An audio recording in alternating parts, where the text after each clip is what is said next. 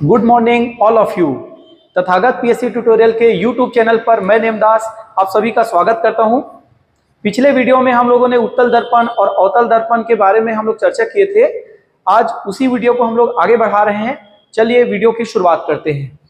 तो पहले हम लोग उत्तल दर्पण और अवतल दर्पण के बारे में जो कुछ पढ़े थे उसको थोड़ा रिवाइज कर लेते हैं। देखिए, ये जो दिख रहा है आपको, जिसका जो ये तल है वो उभरा हुआ है, ये उत्तल दर्पण है और ये वाला अवतल दर्पण है। तो पिछले वीडियो में हम लोगों ने इसके उपयोग पर चर्चा किए थे। आज हम लोग इस पर प्रतिबिंब की रचना करेंगे। तो पहले हम लोग अवतल दर्पण द्वारा प्रतिबिंब की रचना सीखेंगे। तो पहले हम लोग कुछ नियम पढ़ते हैं। जैसे देखिए, कुछ टॉपिक्स, कुछ नाम हैं जो आपको याद रखना है। जैसे पहला है वक्रता केंद्र क्या होता है, दूसरा है वक्रता त्रिज्या क्या होता है, वक्रता केंद्र, वक्रता त्रिज्या, फोकस क्या होता है, इसके अलावा फोकस दूरी क्या होता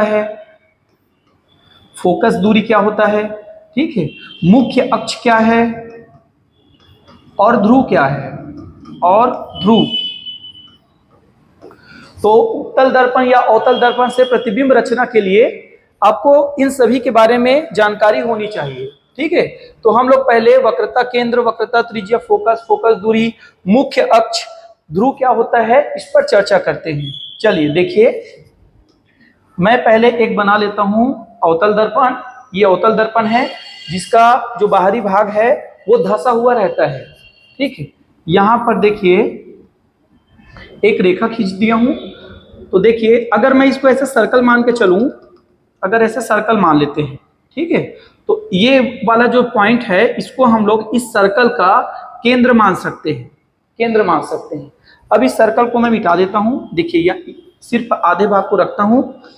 तो ये जो केंद्र है इसको बोला जाता है वक्रता केंद्र। ठीक है, इस वाले पार्ट को बोला जाता है पी से रिप्रेजेंट किया जाता है, इसको बोला जाता है ध्रुव। ठीक है, ये वाला जो पॉइंट है इसको बोला जाता है ध्रुव। अब जैसे फोकस और वक्रता केंद्र के बीच की जो दूरी होती है इसको बोला जाता है फोकस। बीच का जो पॉइंट है इसको बोला जाता है फोकस। ठीक है, अब फोकस और पी मतलब ध्रुव के बीच की जो दूरी होती है इसको बोला जाता है फोकस दूरी। ठीक है, और P से C के बीच की जो दूरी है इसको बोला जाता है वक्रता त्रिज्या। ठीक है, कॉपी में लिखते जाइए, इसको बोला जाता है वक्रता त्रिज्या। तो जो फोकस दूरी है F, ये वक्रता त्रिज्या का आधा होता है हमेशा। ठीक है, तो देखिए, ये वाला जो पॉइंट है इसको P ध्रुव बोला जाता है। ये वाला जो जगह है ये वक्रता केंद्र है। वक्रता केंद्र और ध्रुव के बीच में रहता है फोकस और ध्रुव के बीच की दूरी को बोला जाता है फोकस दूरी। फोकस दूरी जो होता है वो त्रिज्या r का आधा होता है, ये याद रखना है। ठीक है, अब इससे रिलेटेड हम लोग कुछ नियमों पर चर्चा करेंगे। देखिए, चलिए कुछ नियम। ये देखिए, ये अवतल दर्पण है, ये P है, इसको मैं फोकस मान लेता हूं, इसको वक्रता केंद्र मान लेता हूं। ये वाला जो जगह दिख रहा है आपको, ये वाला जो जगह है इसको बोला जाता है मुख्य अक्ष, बोला जाता है मेन एक्सिस, मुख्य अक्ष बोला जाता है। ये देखिए, ये जो दिखाई दे रहा है ना आपको, ये मुख्य अक्ष है। तो पहला जो नियम है वो ये नियम है कि पहला नियम देखिए, मुख्य अक्ष के समानांतर प्रवेश करने वाली जो किरणें होती हैं वो परावर्तन के पश्चात हमेशा फोकस से होकर गुजरती है। ये पहला नियम है। देखिए, मुख्य अक्ष के समानांतर कोई भी जो किरण है वो प्रवेश करे दर्पण पर, ठीक है, अवतल दर्पण पर प्रवेश करे, तो ये परावर्तन के पश्चात हमेशा फोकस से होकर गुजरती है। ये पहला नियम है कि मुख्य अक्ष के समानांतर प्रवेश करने वाली किरणें फोकस से होकर गुजरती है। ये पहला नियम है, ठीक, ये नोट कर लीजिए कॉपी में। दूसरा नियम देखिए, तो इसको मैं मिटा देता हूं। दूसरा नियम देखिए, इसको मैं फोकस मान लेता हूं, ये वक्रता केंद्र है, तो वक्रता केंद्र, यहां पर वक्रता केंद्र मान लेता हूं, ठीक है, इसको मिटा देता हूं। देखिए ये सी है, वक्रता केंद्र से प्रवेश करने वाली किरणें परावर्तन के पश्चात उसी मार्ग से वापस लौट जाती है। ये दूसरा नियम है। पहला नियम क्या था? मुख्य अक्ष के समानांतर प्रवेश करने वाली किरणें परावर्तन के पश्चात हमेशा फोकस से होकर गुजरती है, ये पहला नियम था। दूसरा नियम है कि वक्रता केंद्र से कोई किरण प्रवेश करे तो ये परावर्तन के पश्चात उसी मार्ग से वापस लौट जाती है। तो इसको देखिए, ये प्रवेश कर रही है और ये वापस लौट रही है। दो नियम हो चुके हैं। तीसरे नियम पर चर्चा करते हैं। चलिए, तीसरा नियम देखिए, ये वक्रता केंद्र है और ये फोकस है। कोई किरण यदि फोकस से प्रवेश करे, तो ये परावर्तन के पश्चात मुख्य अक्ष के समानांतर हो जाती है। पहला नियम क्या था? मुख्य अक्ष के समानांतर प्रवेश करने वाली किरणें फोकस से होकर गुजरती हैं। तो वही तीसरा नियम इसके जस्ट अपोजिट है। फोकस से होकर गुजरने वाली किरणें परावर्तन के पश्चात मुख्य अक्ष के समानांतर हो जाती है। ये वाला जो है ये मुख्य अक्ष है, इसको क्या बोलते हैं? पी, ध्रुव बोलते हैं। ये वाला पॉइंट क्या है? फोकस है। ये क्या है? सी है। सी मतलब वक्रता केंद्र है। तो ये बेसिक बातें हैं जो आपको याद रखनी है। आप सभी अपने कॉपी में इसको नोट कर लीजिए। चलिए ठीक, अब हम लोग प्रतिबिंब की रचना सीखते हैं। तो पहला पॉइंट जो मैं डाला था, अवतल दर्पण द्वारा प्रतिबिंब की रचना। अवतल दर्पण द्वारा प्रतिबिंब की रचना, ठीक है। तो कैसे रचना करेंगे पहले ध्यान से समझते हैं, फिर मैं एक तालिका के माध्यम से आप लोगों को याद कराने का प्रयास करूंगा। देखिए, चलिए देखिए, ये P है, अवतल दर्पण है, ध्यान रखिएगा। ये P है, इसको मैं फोकस मान लेता हूं। ये वाला जो पॉइंट है ये वक्रता केंद्र है। पहला कंडीशन है कि वस्तु को हम लोग अनंत पर रखेंगे। वस्तु को कहां पर रखना है? अनंत पर रखना है। पहला कंडीशन, पहली स्थिति, वस्तु को अनंत पर रखेंगे तो इसका जो प्रतिबिंब बनता है वो फोकस पर बनता है। प्रतिबिंब कहां बनता है? फोकस पर बनता है।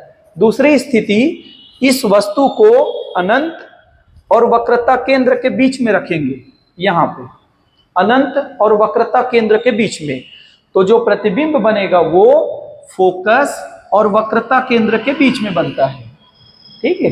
देखिए, वस्तु को हम लोग इस साइड से ऐसे एंटर करेंगे, प्रतिबिंब जो है वो फोकस से इस साइड से जाता जाएगा। ये तरीका है, ट्रिक है याद रखने का, ठीक है। तीसरा कंडीशन, वस्तु को वक्रता केंद्र पर रखेंगे। तो देखिए, प्रतिबिंब फोकस और वक्रता केंद्र के बीच पहले था, अब ये प्रतिबिंब वक्रता केंद्र पर ही बनेगा।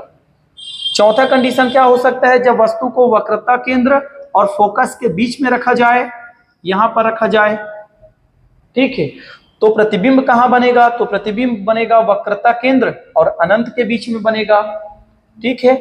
जब वस्तु को कहां पर रखा जाए? फोकस में रखा जाए, तो प्रतिबिंब कहां जाएगा, कहां बनेगा? सोचिए, बताइए। वस्तु को कहां से रखते आए थे? अनंत से।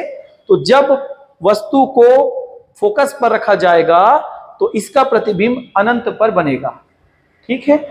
इस माध्यम से आप लोगों को पहले तो याद करना है, फिर मैं एक तालिका के माध्यम से याद कराऊंगा। तो चलिए, पहला कंडीशन हम लोग शुरुआत करते हैं। देखिए, मैं अलग अलग डायग्राम बनाऊंगा हर बार। तो पहला कंडीशन ये है, ये P है, ये F है, ये मान लेते हैं C है, कि जब वस्तु को अनंत पर रखा जाए। वस्तु कहां रखी हो? अनंत पर रखी हो। देखिए, वस्तु को मैं अनंत पर रख देता हूं, ठीक है। तो यहां से किरणें आएंगी, यहां से किरणें आएंगी। थोड़ी देर पहले हम लोग पढ़े थे कि मुख्य अक्ष के समानांतर कोई भी जो किरणें हैं वो प्रवेश करती है तो वो हमेशा फोकस से होकर गुजरती है।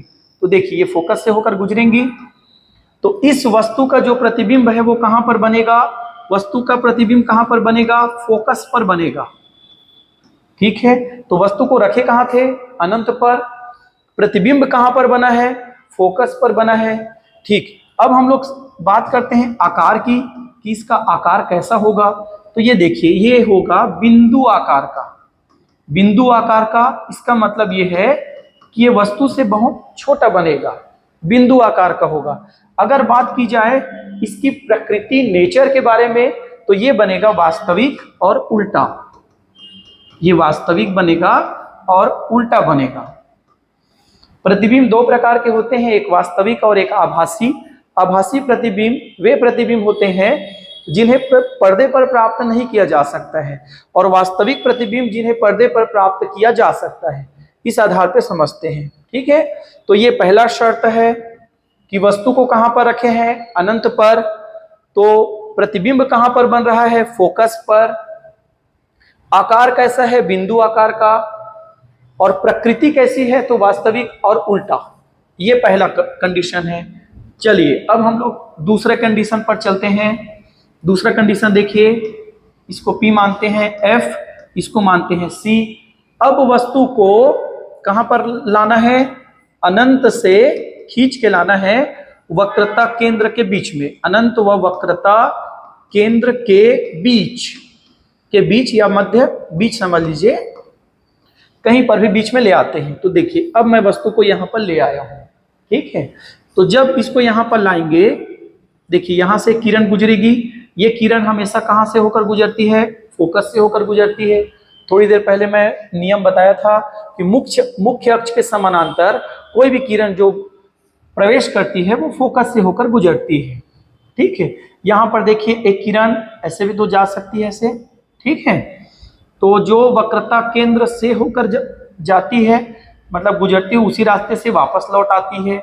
अब दोनों किरणें देखिए यहां पर प्रतिच्छेद कर रहे हैं।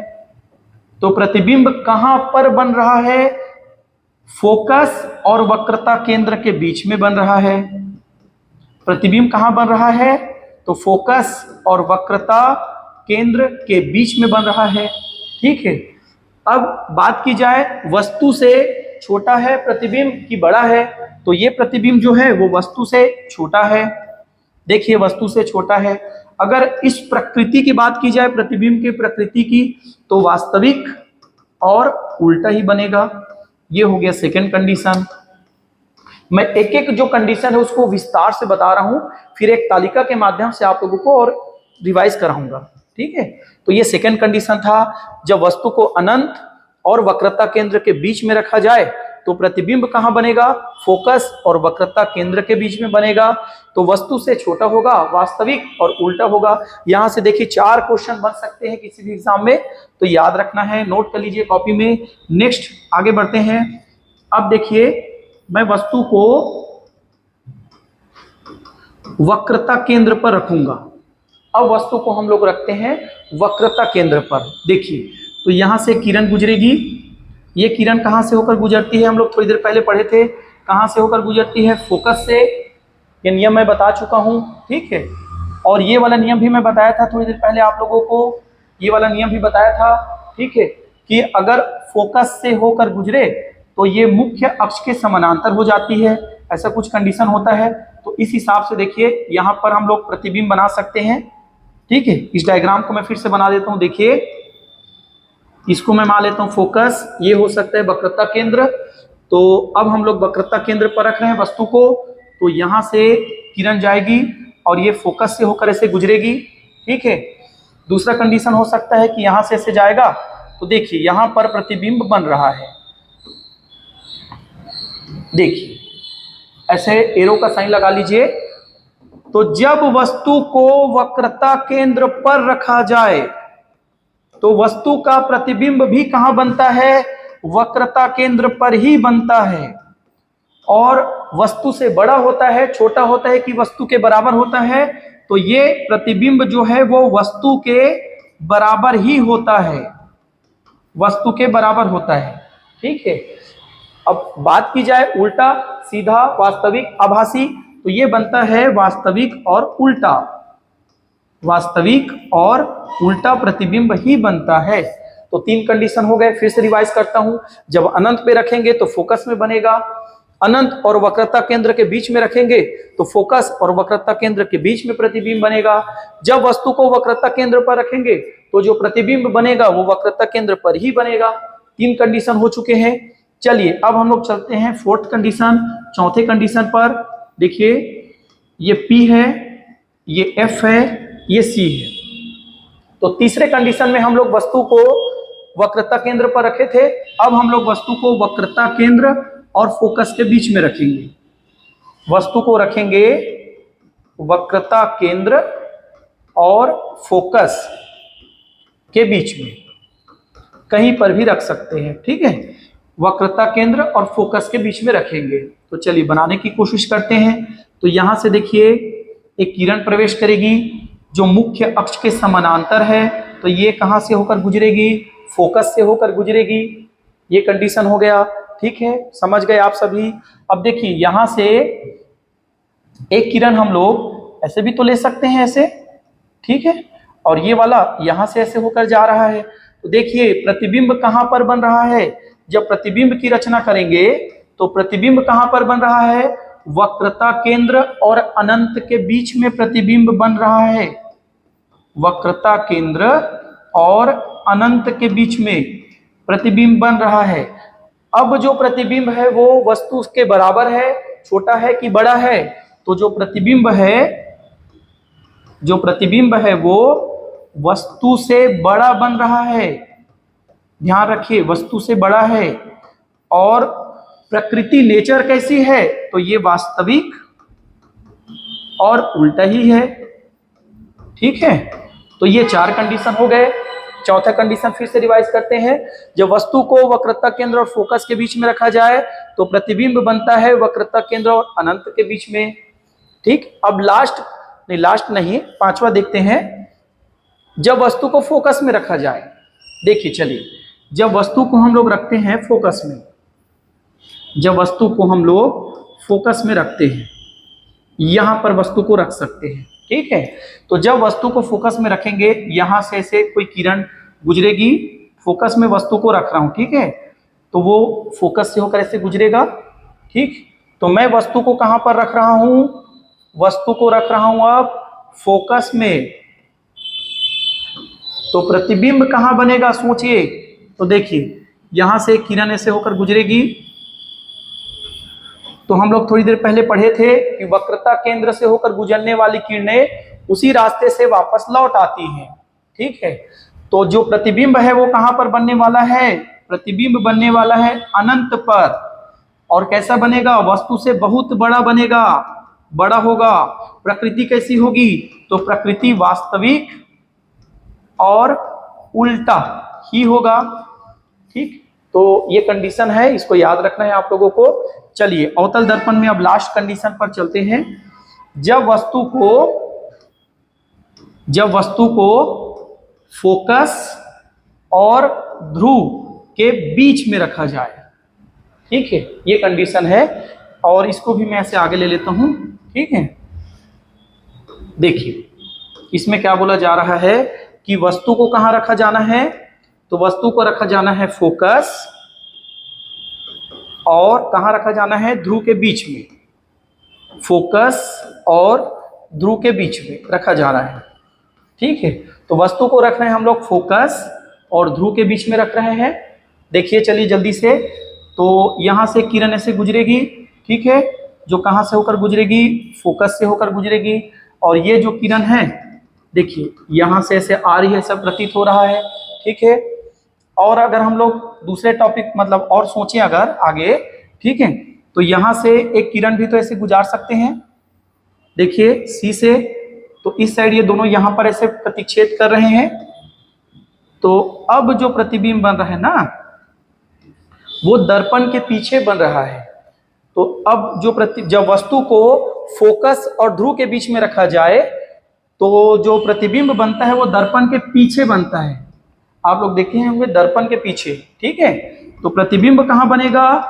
दर्पण के पीछे बनेगा। वस्तु से छोटा होगा, बड़ा होगा, तो वस्तु से बड़ा होगा। और ये कंडीशन जो है आपको याद रखना है कि इसमें सीधा प्रतिबिंब बन रहा है और आभासी प्रतिबिंब बन रहा है। तो इस कंडीशन में सीधा और आभासी प्रतिबिंब बनता है। ठीक, तो मैं 6 कंडीशन आप लोगों को बता चुका हूं। आप लोग इसको कॉपी में नोट करिए, अच्छे से याद करिएगा, ट्रिक के माध्यम से याद करेंगे कि जब अनंत में रखेंगे तो फोकस में प्रतिबिंब, जब अनंत से वक्रता केंद्र के बीच में लाएंगे तो फोकस से वक्रता केंद्र के बीच प्रतिबिंब बनेगा, वक्रता केंद्र में रखेंगे तो वक्रता केंद्र पर ही बनेगा। ऐसे आपको वस्तु को इस साइड और जो क्या बोलते हैं प्रतिबिंब को इस साइड ऐसे लेके जाना है। ठीक, ये बहुत आसान मेथड है, आप याद कर लीजिएगा। चलिए ठीक है, अब हम लोग सीखेंगे उत्तल दर्पण द्वारा प्रतिबिंब की रचना कैसे कर सकते हैं। तो देखिए, उत्तल दर्पण में बताया था इसका जो बाहरी भाग है ये उभरा हुआ रहता है। तो इस आधार पे देखिए यहाँ पर अब मैं मान लेता हूं कि ये फोकस है और इसको वक्रता केंद्र मान लेते हैं सी। ठीक है, जब वस्तु को अनंत पर रखा जाता है, पहली शर्त कि वस्तु को कहां पर रखा जाए, अनंत पर रखा जाता है। ये पहली शर्त है कि अनंत पर रखा जाता है। देखिए यहां से एक प्रकाश की किरणें आएंगी, यहां पर एक प्रकाश की किरणें आएंगी। ठीक है, तो ये प्रकाश की जो किरणें हैं ऐसा प्रतीत हो रहा है, देखिए फोकस से गुजर रही है, ऐसा परावर्तन के पश्चात ऐसे गुजरेंगी ये। ठीक है, और इस साइड से भी तो ऐसे किरणें आ सकती हैं। ये देखिए परावर्तन के पश्चात यहां से किरण आके परावर्तन के पश्चात इस साइड से गुजरेंगी। ठीक है, तो इसका जो प्रतिबिंब बनेगा वो प्रतिबिंब कहां पर बनेगा, फोकस पर बनेगा। और ये जो प्रतिबिंब होगा ये बिंदु आकार का होगा, बिंदु आकार का होगा और सीधा और आभासी होगा, सीधा और आभासी होगा, ये याद रखना है। ठीक, तो उत्तल दर्पण में पहली कंडीशन कि वस्तु को कहां रखना है, तो वस्तु को अनंत पर रखना है, तो प्रतिबिंब फोकस पर बनता है, बिंदु आकार का बनता है, वस्तु से छोटा रहता है, सीधा और आभासी बनता है। दूसरा कंडीशन चलिए देखिए जल्दी, कि वस्तु को अनंत और ध्रुव के बीच में कहीं पर भी रखा जाए, कहीं पर भी रखा जाए, वस्तु को अनंत और ध्रुव के बीच में कहीं पर भी रखा जाए। ये दूसरा कंडीशन है कि वस्तु को अनंत और ध्रुव के बीच में कहीं पर रखा जाए, तब देखते हैं कि प्रतिबिंब कहां पर बनता है। इसको मैं फोकस मानूंगा, ये वक्रता केंद्र है। ठीक है, तो जब वस्तु को अनंत और ध्रुव के बीच में रखा जाएगा तो क्या कंडीशन होगा, चलिए जल्दी देखते हैं। तो यहां से किरण गुजरेगी। ठीक है, अब ये किरण ऐसे परावर्तित होगी। ठीक, तो परावर्तित होगी तो ऐसा लग रहा है, देखिए फोकस से गुजर रही है ऐसा लग रहा है। और यहाँ पर देखिए एक किरण अगर ऐसे वक्रता केंद्र की ओर जाए तो जो किरण वक्रता केंद्र की ओर प्रवेश करती है उसी से वापस लौट आती है। तो यहाँ पर देखिए प्रतिबिंब बन रहा है। तो जब वस्तु को अनंत से ध्रुव के बीच में कहीं पर भी रखा जाए तो वस्तु का जो प्रतिबिंब बनता है वो कहाँ बनता है, ध्रुव और फोकस के बीच में बनता है, ध्रुव और फोकस के बीच में बनता है, ध्रुव और फोकस के मध्य बीच में कहीं पर भी बनता है। अब होता कैसे है, वस्तु से बड़ा, वस्तु के बराबर कि छोटा, तो याद रखिएगा ये प्रतिबिंब छोटा बनता है। और इसकी प्रकृति नेचर कैसी होती है, तो ये सीधा और आभासी बनता है। ठीक, तो मैं चित्र के माध्यम से आप लोगों को पूरा रिवाइज करा दिया हूं, आप लोग अच्छे से रिवाइज करिएगा, बार बार पढ़ के देखिएगा। ठीक है, तो चलिए अब हम लोग कुछ क्वेश्चंस करते हैं। देखिए ये था अवतल दर्पण का एक तालिका है जो मैं आप लोगों को याद कराया हूं। ये मोस्ट इंपॉर्टेंट है आरआरबी एनटीपीसी के लिए, रेलवे ग्रुप डी के लिए, या फिर जो प्रयोगशाला परिचारक का एग्जाम होने वाला है, या शिक्षक भर्ती के लिए बहुत इंपॉर्टेंट है। यहां से देखिए आप कम से कम 15 से 20 प्रकार के सवाल बन सकते हैं। ठीक है, तो मैं ये पूरा आपको याद करा दिया हूं। ये अवतल दर्पण की तालिका है। अनंत पर रखेंगे तो फोकस पर बनेगा, बहुत छोटा होगा, वास्तविक और उल्टा होगा। ठीक है, वक्रता केंद्र पर रखेंगे वस्तु को तो उसका प्रतिबिंब वक्रता केंद्र पर ही बनेगा, वस्तु के बराबर आकार का होगा, वास्तविक और उल्टा होगा। तो ये सब मैं याद करा चुका हूं, आप लोग याद कर लीजिएगा। ठीक है, चलिए तो कुछ क्वेश्चन करते हैं। देखिए ये व्यापम के क्वेश्चन हैं, अलग अलग एग्जाम में आए हुए हैं। देखिए पहला जो क्वेश्चन है, दो समानांतर दर्पणों के बीच में कितने प्रतिबिंब दिखाई देते हैं। मतलब दो दर्पण हैं और इनको समानांतर रख दिया जाए तो उनके बीच में कितने प्रतिबिंब बनते हैं? तो इनके बीच में अनंत प्रतिबिंब बनते हैं, ये आप लोगों को याद रखना है, ठीक है, अनंत प्रतिबिंब बनते हैं। नेक्स्ट क्वेश्चन की ओर चलते हैं। देखिए ये सब पीएससी के क्वेश्चन है, पीएससी व्यापम के। अवतल दर्पण का उपयोग कहाँ किया जाता है? तो मैं बताया था अवतल दर्पण जो है वो प्रकाश को एक फोकस करने का काम करता है, ठीक है। तो इसका उपयोग कहाँ होता है? सर्च लाइट में होता है, बी ऑप्शन, सर्च लाइट में, ठीक है। या जो डॉक्टर्स होते हैं वो कान या नाक वगैरह का जो इलाज करने के लिए भी ना इसी का उपयोग करते हैं, ठीक है। नेक्स्ट बढ़ते हैं। अवतल दर्पण के सामने जब वस्तु को वक्रता केंद्र पर रखा जाए तो प्रतिबिंब कहां पर बनता है? अभी जस्ट मैं बताया था जब वस्तु को वक्रता केंद्र पर रखा जाए तो प्रतिबिंब भी वक्रता केंद्र पर ही बनता है। तो डी ऑप्शन आएगा, करेक्ट होगा, ठीक। नेक्स्ट क्वेश्चन देखते हैं। हजामत बनाने के लिए, शेविंग के लिए कौन से दर्पण का उपयोग किया जाता है? बताइए। शेविंग के लिए, तो शेविंग के लिए अवतल दर्पण का ही उपयोग किया जाता है। अगर क्वेश्चन में बोला जाता है कि सिग्नल्स में परावर्तक के रूप में उत्तल दर्पण का उपयोग किया जाता है, मोटर वाहनों में ट्रैफिक देखने के लिए उत्तल दर्पण का उपयोग किया जाता है, ठीक है। उत्तल दर्पण जो होता है ना वो प्रकाश को फैलाने का काम करता है, अवतल दर्पण जो होता है वो प्रकाश को पकड़ता है और एक फोकस में केंद्रित करता है। इस कारण टॉर्च वगैरह में अवतल दर्पण का उपयोग होता है, ये याद रखना है। चलिए नेक्स्ट क्वेश्चन देखिए। इनमें से कौन सा जो रंग है वो प्राथमिक रंग है बोला जा रहा है? तो ये भी एग्जाम में पूछा जाता है कि कौन सा रंग प्राथमिक है, कौन सा रंग द्वितीयक रंग है। इस आधार पे देखते हैं, चलिए इसको मैं बता रहा हूं। देखिए प्राथमिक रंग क्या होता है, ये कैसे होता है। तो एक ट्रिक होता है, ट्रिक को याद रख लीजिएगा, RGB। तो जो प्राथमिक रंग होते हैं, 3 प्राथमिक रंग होते हैं RGB। R मतलब रेड लाल, G मतलब ग्रीन हरा, और B मतलब ब्लू नीला। ये तीनों जो रंग होते हैं ना ये प्राथमिक रंग होते हैं। RGB करके याद रखिएगा, RGB ये कोड है, याद रखने का सही तरीका है। इसके अलावा मैजेंटा, पीकॉक नीला और पीला जो कलर होता है ये सब द्वितीयक कलर होते हैं। इन तीनों को ना द्वितीयक कलर बोला जाता है। अब कैसे निर्माण कर सकते हैं देखिए, चलिए। जब आप लाल कलर में नीले कलर को मिलाते हैं तो मैजेंटा कलर बनता है। जब आप हरा कलर में नीला कलर को मिलाते हैं तब पीकॉक नीला कलर बनता है। जब आप लाल कलर में हरा कलर को मिलाते हैं तब पीला कलर बनता है। तो इसको याद रखिएगा इस पिरामिड के माध्यम से, ठीक। और देखिए चलिए कि कौन कौन से कलर को मिलाने से सफेद कलर बनता है, ये भी एग्जाम में इंपॉर्टेंट है, पूछा जाता है। तो देखते हैं, चलिए। जब हरा कलर में मैजेंटा कलर को मिलाया जाता है, देखिए हरा कलर में मैजेंटा कलर को मिलाया जाता है तो सफेद कलर, सफेद रंग प्राप्त होता है। जब नीला कलर में पीला कलर को मिलाया जाता है तो भी सफेद कलर प्राप्त होता है। जब लाल कलर में पीकॉक नीला कलर को मिलाया जाता है ना तो भी सफेद कलर प्राप्त होता है। और एक कंडीशन और है कि जब लाल, हरा और नीला तीनों को मिलाया जाता है तो भी सफेद कलर प्राप्त होता है।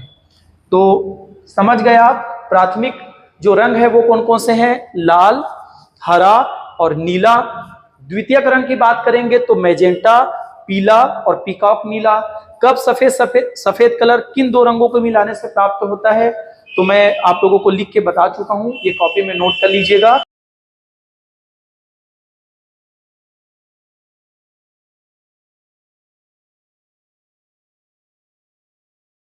प्रतियोगी परीक्षाओं की संपूर्ण तैयारी के लिए जरूर आए तथागत ट्यूटोरियल राजनांदगांव।